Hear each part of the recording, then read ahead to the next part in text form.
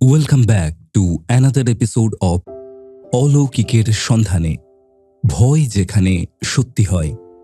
আমি সৌম্য এবং আজকে আপনাদের সঙ্গে শেয়ার করে নেব আরও একটি নতুন অলৌকিক অভিজ্ঞতা।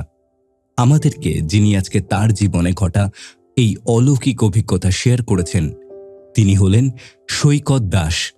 তিনি নবদ্বীপ থেকে এই চিঠিটি লিখছেন।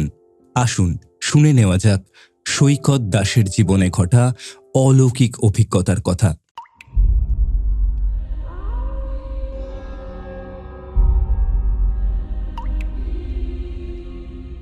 এই পৃথিবীতে কিছু ঘটনার কোনো ব্যাখ্যা হয় না। ওয়েলকাম টু অলৌকিকের সন্ধানে, ভয় যেখানে সত্যি হয়। আমি সৌম্য, আর আমি রয়েছি রণদীপ আপনাদের সঙ্গে। আর আমাদের আজকের ঘটনাটা এমন একজন পাঠকের, যিনি নিজের চোখে দেখেছেন এমন এক ঘটনা যা তাকে আজও বিশ্বাস করতে বাধ্য করেছে যে অলৌকিক ঘটনা সত্যি এই দুনিয়ায় ঘটে। আসুন শুরু করি আজকের কাহিনী এবং জানি সত্যি কি কিছু অলৌকিক আছে তার সেই অভিজ্ঞতায়। প্রিয় রণদীপদা এবং সৌম্যদা, নমস্কার। আমার নাম সৈকত দাস। আমি নবদ্বীপের বাসিন্দা। আমি পেশায় একটি বেসরকারি ইন্স্যুরেন্স কোম্পানিতে এজেন্ট হিসেবে কাজ করি। আমার সাথে কাজ করে আমার কলিগ এবং ঘনিষ্ঠ বন্ধু রবিন ঘোষ। রবিনও নবদ্বীপেরই ছেলে। আমরা দুজনে মিলে এলাকায় এলাকায় ঘুরে ইন্স্যুরেন্স পলিসি বিক্রি করি। জীবন বীমা, স্বাস্থ্য বীমা, গাড়ির বীমা, সব ধরনের বীমার কাজই আমরা করে থাকি। কাজটা খুব একটা সহজ নয়, কিন্তু আমরা দুজন মিলে বেশ ভালোই চালিয়ে নিচ্ছিলাম।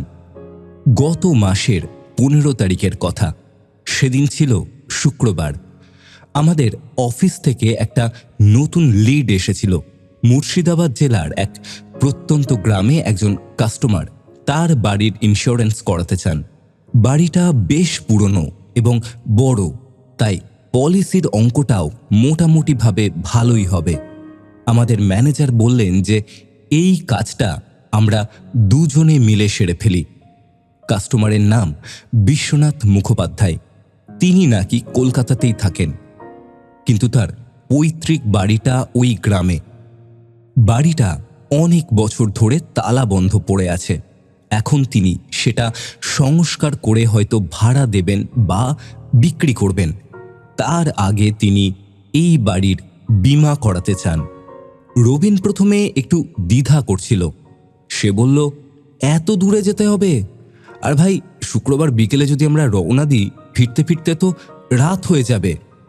কিন্তু আমি তাকে বোঝালাম যে এত বড় একটা ডিল হাতছাড়া করা উচিত হবে না। আমরা স্থির করলাম দুপুরের মধ্যেই লাঞ্চ সেরে বেরিয়ে পড়ব। কাস্টমার বিশ্বনাথ বাবু বলেছিলেন যে তিনি সন্ধ্যা 5:30 নাগাদ বাড়িতে পৌঁছবেন। আমরা ভাবলাম যে আমরাও সেই সময়ের মধ্যেই পৌঁছে যাব। দুপুর 1টা নাগাদ আমরা রওনা দিলাম। আমার একটা পুরনো মারুতি অল্টো আছে, সেটা নিয়েই বেরোলাম। প্রথম দিকে রাস্তাটা বেশ ভালোই ছিল। আমরা গল্প করতে করতে যাচ্ছিলাম। রবিন তার মোবাইলে গান বাজাচ্ছিল। আবহাওয়াটাও বেশ মনোরম ছিল। হালকা মেঘলা আকাশ, মৃদু বাতাসও বইছিল। কিন্তু যত আমরা গ্রামের দিকে এগোতে লাগলাম, আবহাওয়াটা যেন পাল্টাতে শুরু করলো। আকাশ আরও ঘন মেঘে ঢেকে গেল। চারিদিকটা আরও অন্ধকার হয়ে এলো।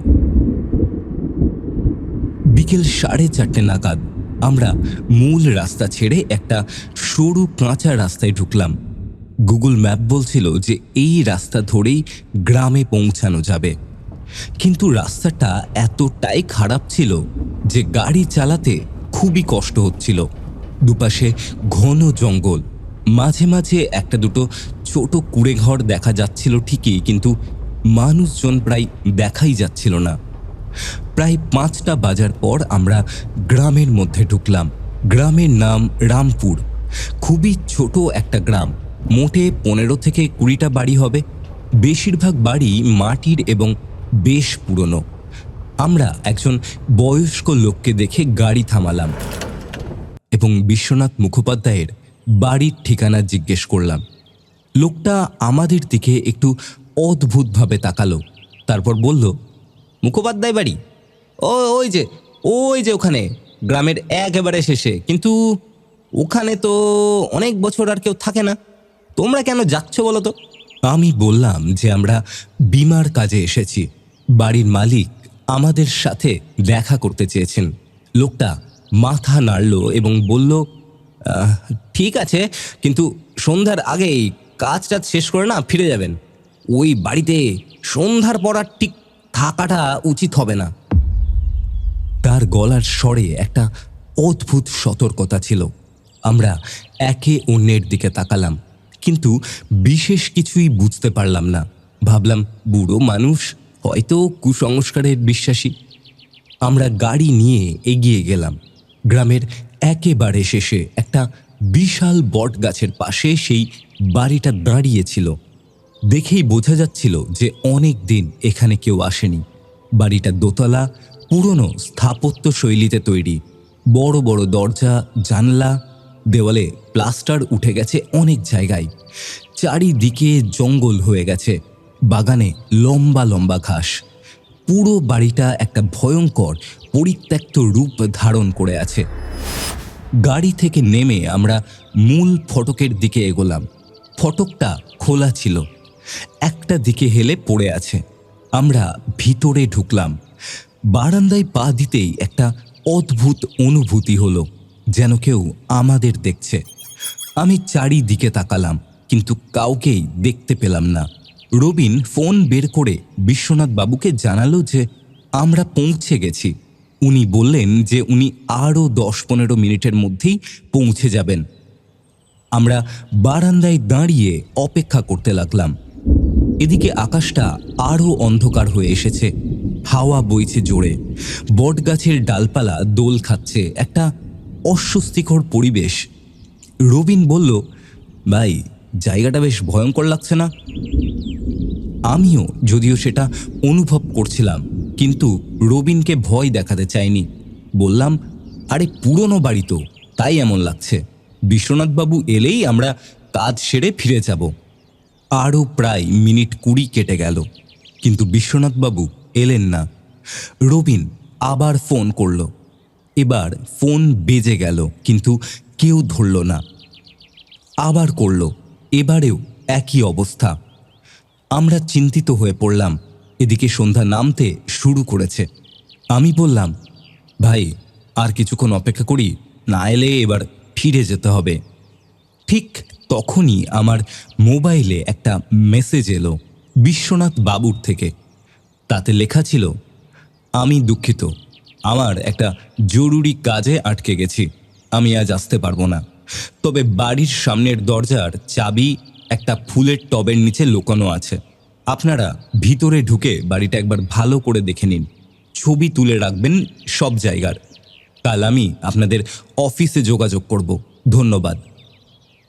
আমরা একে অন্যের দিকে তাকালাম। রবিন বলল, এবার কি করব? সন্ধে তো প্রায় হয়েই গেল, এই অন্ধকারে বাড়ি ঘুরে দেখব? আমি ভাবলাম একটু, তারপর বললাম, দেখ ভাই, এত দূর এসেছি, বাড়িটা একবার না দেখেই ফিরে যাব। তার থেকে বরং বাড়িটা একবার ঘুরে দেখে ছবি তুলে ফেললে ডকুমেন্টেশনের কাজটা তো কমপক্ষে এগিয়ে থাকবে না?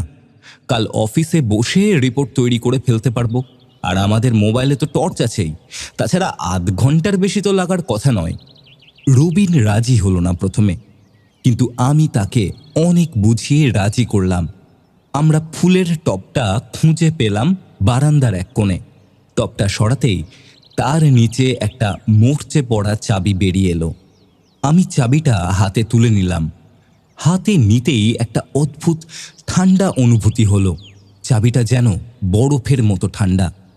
আমি মনে মনে ভাবলাম, বোধহয় মাটির তলায় পড়েছিল বলে এমন লাগছে। আমরা সামনের দরজার কাছে এগোলাম। দরজাটা বিশাল, কাঠের তৈরি, পুরনো নকশা খোদাই করা। তালাটা খোলার সময় একটা অদ্ভুত আওয়াজ হলো। দরজাটা ভারী, একসাথে ঠেলে খুললাম আমরা দুজনে।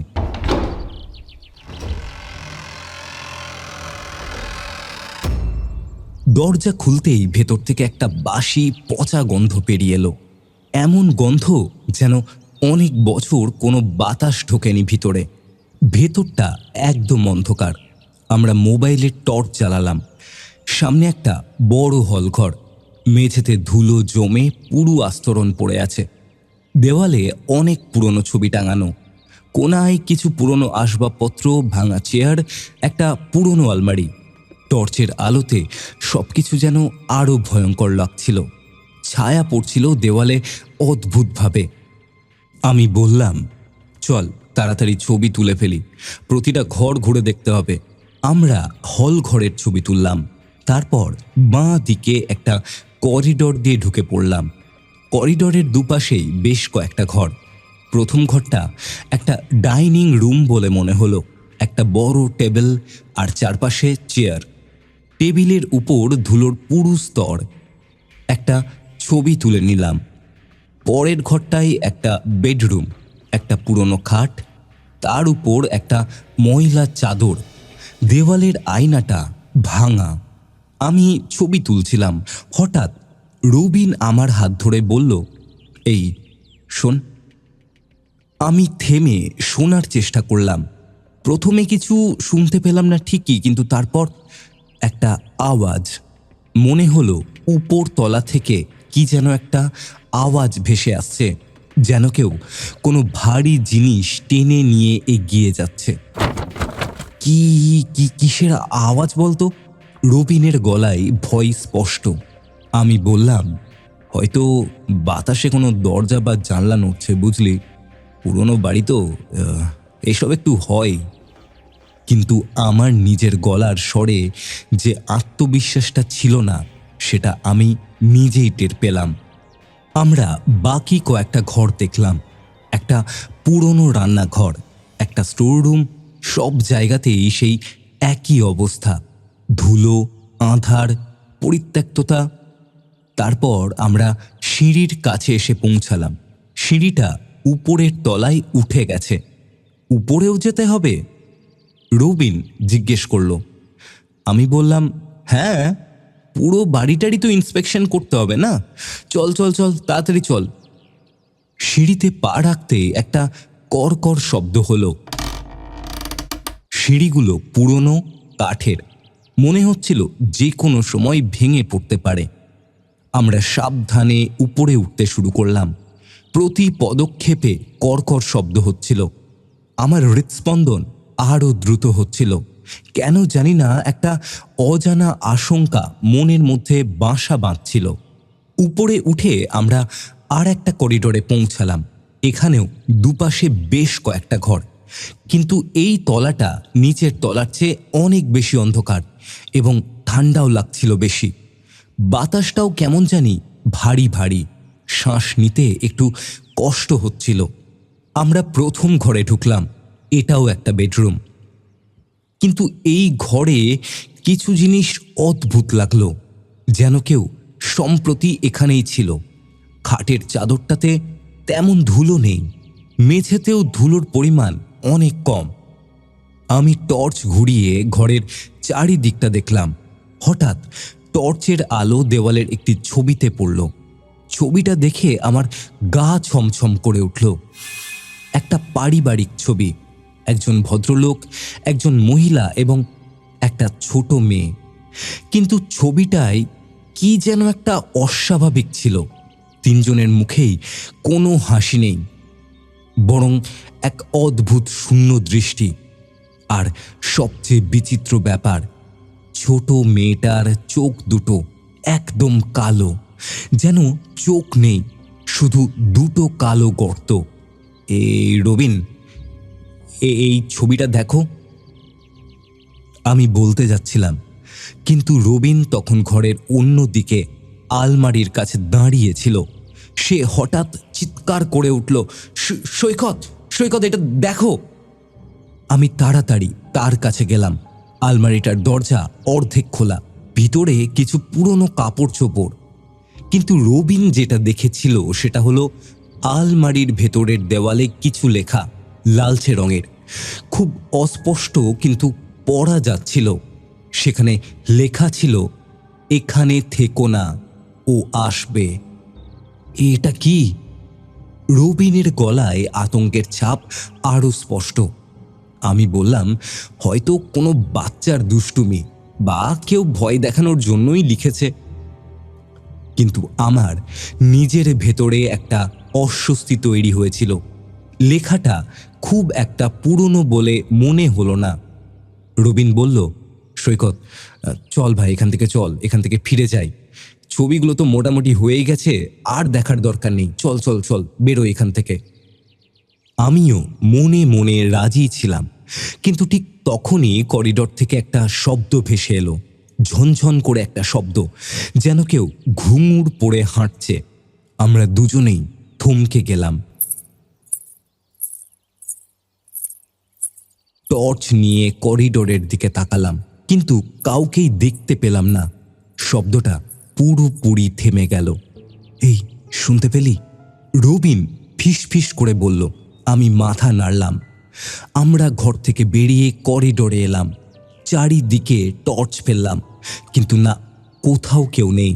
হঠাৎ করিডোরের শেষে যে ঘরটা একদম শেষ প্রান্তে, সেই ঘরের দরজা ধীরে ধীরে খুলতে শুরু করলো। কোনো আওয়াজ নেই, শুধু দরজাটা আস্তে আস্তে খুলছে। আমার সারা শরীরে কাঁটা দিয়ে উঠল। কে কে ওখানে? আমি চিৎকার করে বললাম। কোনো উত্তর এলো না। দরজাটা পুরোপুরি খুলে গেল। ভেতরটা একদম অন্ধকার। আমাদের টর্চের আলো ওখানে পৌঁছাচ্ছিল না। রবিন আমার হাত ধরল। চল চল চল ভাই, আর ওদিকে যাওয়ার দরকার নেই, ফিরে যাই এখনই। আমিও রাজি। আমরা ঘুরে সিঁড়ির দিকে যেতে যাচ্ছিলাম, কিন্তু তখনই সেই শেষ ঘর থেকে একটা আওয়াজ এলো। একটা মেয়ের গলা, খুব মিষ্টি, কিন্তু কোথায় যেন একটা অস্বাভাবিক সুর।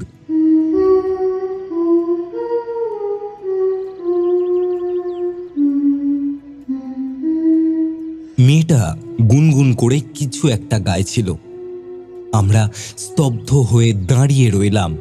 সেই গুনগুন আওয়াজটা চলতেই লাগলো, তারপর হঠাৎ থেমে গেল এবং সঙ্গে সঙ্গেই সেই ঘর থেকে একটা শব্দ এলো। তোমরা কারা? এখানে কেন এসেছো? এবার আমি অনুভব করলাম আমার পায়ে যেন শিকল বাঁধা, নড়তে পারছিলাম না। রবিন আমার হাত ধরে টানছিল, কিন্তু আমার শরীরটা পুরোপুরিভাবে যেন অবশ হয়ে গেছে। আমি তাকিয়ে রইলাম সেই অন্ধকার ঘরের দিকে, এবং তখনই সেই অন্ধকার থেকে কেউ একজন বেরিয়ে এলো। প্রথমে শুধু একটা সাদা ছায়া, তারপর স্পষ্ট হলো একটা মেয়ে, বছর 10 হবে, সাদা ফ্রক পরা, চুল এলোমেলো, আর তার মুখ, ও ভগবান, সেই মুখ আমি কখনো ভুলতে পারবো না। মুখটা একদম ফ্যাকাশে, মৃতের মতো, আর চোখ দুটো ঠিক যেমন ওই ছবিতে দেখেছিলাম, একদম কালো, কোনো সাদা অংশ নেই, কোনো তারা নেই, শুধু দুটি অন্ধকার গর্ত। মেয়েটা আমাদের দিকে তাকিয়ে আছে, তার মুখে একটা হাসি ফুটল।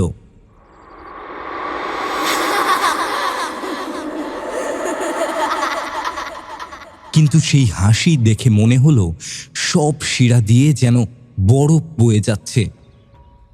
সেটা মোটেই স্বাভাবিক হাসি ছিল না, সেটা ছিল একটা ভয়ঙ্কর বিকৃত হাসি। তোমরা খেলবে আমার সাথে? হ্যাঁ, খেলবে? মেয়েটা বলল। তার গলাটা অদ্ভুত, যেন একসাথে অনেকগুলো গলা মিশে আছে। রবিন একটা আর্তনাদ করে আমার হাতে টান দিল। আমার সম্বিত ফিরল। আমরা দুজনে ছুটতে শুরু করলাম সিঁড়ির দিকে। পেছন থেকে সেই মেয়েটার হাসির আওয়াজ ভেসে আসছিল, একটা ভয়ঙ্কর বিচ্ছিরি হাসি। আমরা সিঁড়িতে নামছিলাম, এমন তাড়াতাড়ি নামছিলাম যে প্রায় পড়েই যাবার অবস্থা। রবিন একবার হোঁচট খেয়ে পড়ে গেল। আমি তাকে তুলতে গিয়ে পেছনে তাকালাম এবং আমার হৃদস্পন্দন একেবারে থেমে যাওয়ার মতো অবস্থা। সেই মেয়েটা সিঁড়ির উপরে দাঁড়িয়ে আছে, কিন্তু সে দাঁড়িয়ে নেই, সে ভাসছে, আর তার চোখ দুটো এখন জ্বলছে লাল আগুনের মতো। পালা পালা পালা, দৌড়ে পালা! আমি চিৎকার করলাম। আমরা নিচে নামতে লাগলাম, কিন্তু হঠাৎ সিঁড়িতে অন্ধকার ঘনিয়ে এলো, যেন কেউ সব আলো নিভিয়ে দিয়েছে। আমাদের টর্চের আলো কমে গেল, টিমটিম করছে। আর তখনই চারপাশ থেকে আওয়াজ আসতে লাগলো, ফিসফিস করে অনেকগুলো গলা। যেতে দেব না, থেকে যাও, আমাদের সাথে থাকো চিরকাল। আমরা হাতড়ে হাতড়ে নিচে নামতে লাগলাম, কোনো মতে নিচের তলায় পৌঁছালাম, কিন্তু এখন সামনের দরজা কোথায় সেটা খুঁজে পাচ্ছিলাম না। অন্ধকার এত ঘন যে কিছুই দেখা যাচ্ছে না। আমরা হাতড়াতে লাগলাম দেওয়াল ধরে। হঠাৎ আমার মনে হলো আমার পিছনে যেন কেউ দাঁড়িয়ে আছে। আমি টের পেলাম একটা ঠান্ডা শ্বাস আমার ঘাড়ে এসে লাগছে। আমি ঘুরতে গেলাম, কিন্তু রবিন ততক্ষণে চিৎকার করে উঠল, দরজা ওই দিকে, পেয়েছি! আমরা ছুটলাম সেই দিকে, দরজা দেখতে পেলাম, কিন্তু দরজাটা বন্ধ হয়ে গেছে। আমি সজোরে গিয়ে ধাক্কা দিলাম, নড়ল না। রবিন আমার সঙ্গে যুক্ত হলো। আমরা দুজনে মিলে ধাক্কা দিতে লাগলাম, কিন্তু দরজা এক ফোঁটা নড়ছে অবধি না। পেছন থেকে সেই ফিসফিস আওয়াজ আরও কাছে আসছে, আর এইবার গলাটা যেন আরো ভারী হচ্ছে। সৈকত, দরজা খুলছে না। এবং চারিদিক থেকে একটা ভয়ঙ্কর শব্দ পাচ্ছিলাম, সৈকত, দরজা খুলছে না সৈকত, কি করব? রবিন কাঁদতে শুরু করলো। আমরা মরিয়া হয়ে দরজা খোলার চেষ্টা করতে লাগলাম, আর তখনই আমার নজর পড়ল দরজার পাশের জানলায়। জানলাটা ভাঙা। আমি রবিনকে বললাম, রবিন, জানলাটা দিয়ে চল, এদিক দিয়ে হবে না। আমরা জানলার দিকে ছুটলাম। আমি প্রথমে জানলা দিয়ে ছিটকে বেরিয়ে গেলাম। রবিনও আসছিল, কিন্তু হঠাৎ সে যেন চিৎকার করে উঠল। আমি ঘুরে দেখলাম রবিনের পা যেন কেউ আটকে ধরে রেখেছে। আমি জানলার বাইরে দিয়ে তার হাত ধরে টানতে লাগলাম। রবিন চিৎকার করছে, ছেড়ে দাও, আমাকে ছেড়ে দাও, তোমরা কে ধরে রেখেছ, আমাকে ছেড়ে দাও। আমি সমস্ত শক্তি দিয়ে টান দিলাম, এবং তারপরেই হঠাৎ রবিনের সেই বাঁধন ছেড়ে গেল। আমরা দুজনেই মাটিতে পড়ে গেলাম। উঠে যখন পেছনে তাকালাম, জানলা দিয়ে সেই মেয়েটা তাকিয়ে আছে, এবং তার সাথে আরও অনেকে। সেই ছবির ভদ্রলোক, মহিলা, সবার চোখ একই রকম, অন্ধকার, প্রাণহীন। তারা সবাই আমাদের দিকে তাকিয়ে হাসছে। আমরা উঠে দৌড়াতে শুরু করলাম গাড়ির দিকে, পেছনে আর তাকাইনি। গাড়িতে উঠে আমি ইঞ্জিন স্টার্ট দিলাম, যদিও প্রথমে গাড়ির ইঞ্জিন স্টার্ট হচ্ছিল না। অনেকবার চেষ্টা করার পর শেষে গাড়ি স্টার্ট হলো। আমি গাড়ি রিভার্স করে ঘোরালাম, এবং যখন সামনের দিকে তাকালাম, সেই মেয়েটা গাড়ির ঠিক সামনে দাঁড়িয়ে আছে। আমার পায়ে যেন কোনো জোর নেই।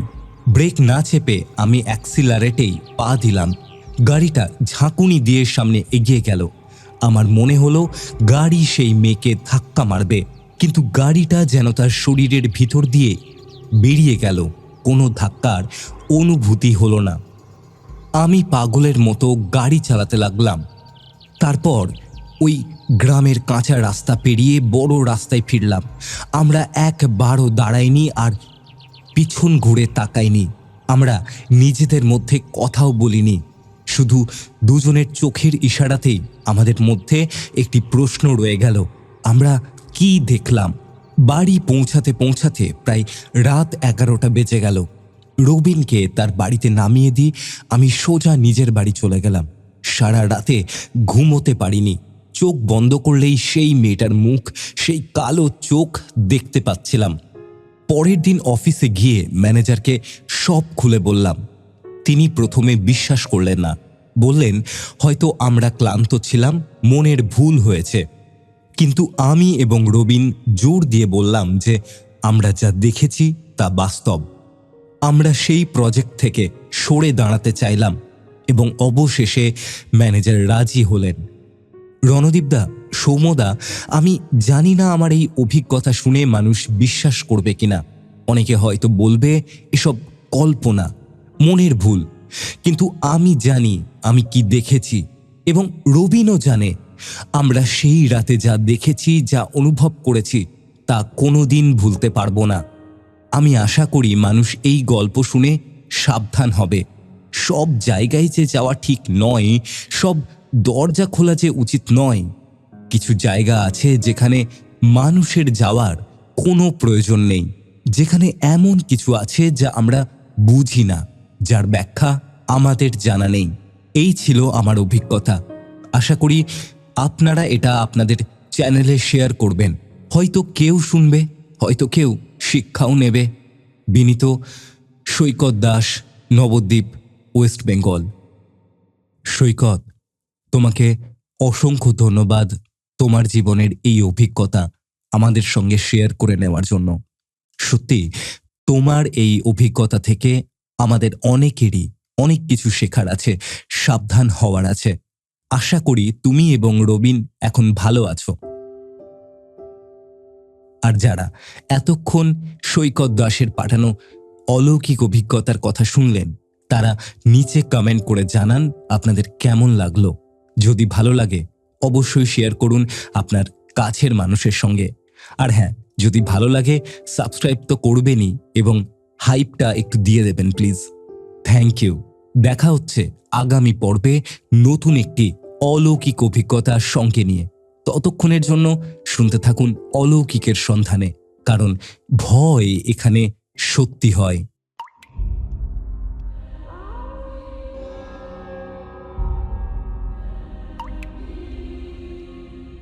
এভাবেই শেষ হলো আজকের সত্যিকারের অলৌকিক অভিজ্ঞতা। আপনার জীবনেও যদি ঘটে থাকে এমন কোনো রহস্যময় ঘটনা, তাহলে এখনই লিখে পাঠান আমাদের হোয়াটসঅ্যাপ নাম্বারে। নাম্বারটা হলো 9474422000। আরেকবার বলে দিই, 9474422000। শুধুমাত্র বাংলা ফন্টে টাইপ করেই পাঠাবেন। আর সাবস্ক্রাইব করতে ভুলবেন না অলৌকিকের সন্ধানে, কারণ ভয় এখানে সত্যি হয়।